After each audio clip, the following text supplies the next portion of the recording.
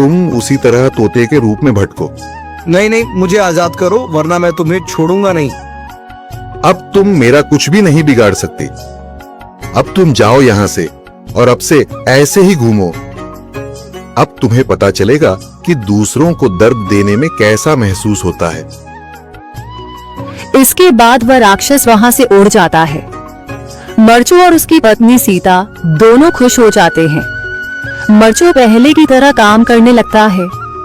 वह और उसकी पत्नी दोनों खुशी खुशी जिंदगी गुजारने लगते हैं।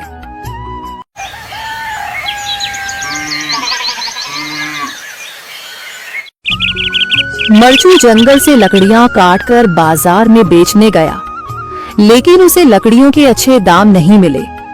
इस पर मरचू ने कहा, अरे भैया, इतने कम पैसे? इन पैसों में तो 2 वक्त का खाना भी नहीं मिलेगा। आप मुझे बहुत ही कम पैसे देते हैं। मैं इतनी मेहनत से लकड़ियां काट कर आता हूँ, लेकिन उनके पैसे मुझे बहुत कम मिलते हैं। भैया, तुम्हारी लकड़ियां होती ही इतनी कमजोर हैं कि मैं इससे ज्यादा पैसे नहीं दे सकता। तुम्हारी लकड़ियों के बस इतने ही पैसे बनते हैं। अरे भैया, कुछ ज्यादा कर दो ना। वो क्या है ना कि इन पैसों का तो कुछ भी नहीं आता। मैं अपनी जिंदगी कैसे गुजारूंगा? भैया, तुम जाकर अच्छी लकड़ियां लाओ, तभी इन लकड़ियों का अच्छा दाम मिल पाएगा, वरना इन लकड़ियों का तो यही दाम है। ये सुनकर मरचू बहुत ज्यादा परेशान हो गया और पैसे लेकर किराने की दुकान से सामान खरीदकर घर आ गया। घर पहुंचते ही मरचू की पत्नी सीता ने कहा, अरे जी, सामान ले आए आप? हाँ जी, सामान ले आया हूँ। सीता के चेहरे पर खुशी छा जाती है, लेकिन जब उसने सामान देखा, जी, इसमें तो बहुत थोड़ा सामान है। हाँ सीता, मुझे पता है कि यह सामान बहुत थोड़ा है, लेकिन मैं क्या करूं? मेरे पास जितने पैसे थे, मैं उतने का ही सामान लेकर आ गया हूँ। इस तरह हमारा गुजारा कैसे हो पाएगा जी? आपको तो पता ही है कि हम कितनी मुश्किलों से गुजारा करते हैं। हाँ हाँ, मुझे पता है, लेकिन मैं कर भी क्या सकता हूँ? मेरे पास इतने पैसे ही नहीं कि हम एक अच्छी जिंदगी गुजार सकें। इतनी मेहनत कर रहा हूँ, लेकिन फिर भी मेहनत का फल नहीं मिल रहा। इतनी मेहनत से अच्छी लकड़ी काट कर आता हूँ, लेकिन मुनासिब दाम नहीं मिलता। मैं तो बहुत परेशान हूँ। क्या करूँ?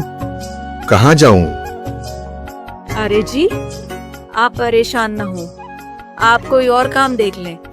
मैंने कई बार काम तलाशने की कोशिश की, पर किसी ने भी मुझे काम नहीं दिया। ये सुनकर सीता भी काफी ज्यादा परेशान हो गई। मरचू से सीता की परेशानी नहीं देखी गई। उसने अपनी पत्नी सीता से कहा, मैं फिर से जंगल की ओर जा रहा हूँ। अरे जी, अभी मत जाइए ना, वैसे भी शाम हो रही है।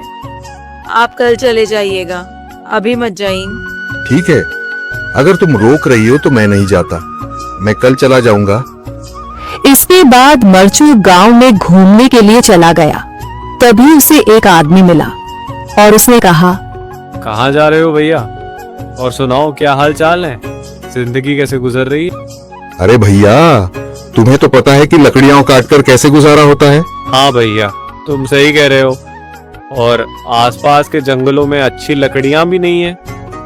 इसके लिए तो जंगल के अंदर जाना पड़ेगा। पर जंगल के अंदर तो काफी सारे जंगली जानवर होंगे। मुझे बहुत डर लगता है भैया, मैं जंगल में कैसे जाऊंगा? हाँ भैया, जंगली जानवर तो होंगे, लेकिन अच्छी लकड़ियां तो वहीं से ही मिलेंगी। ये सुनकर मरचू बहुत ज्यादा परेशान हो गया, लेकिन वह आदमी बिल्कुल ठीक कह रहा था।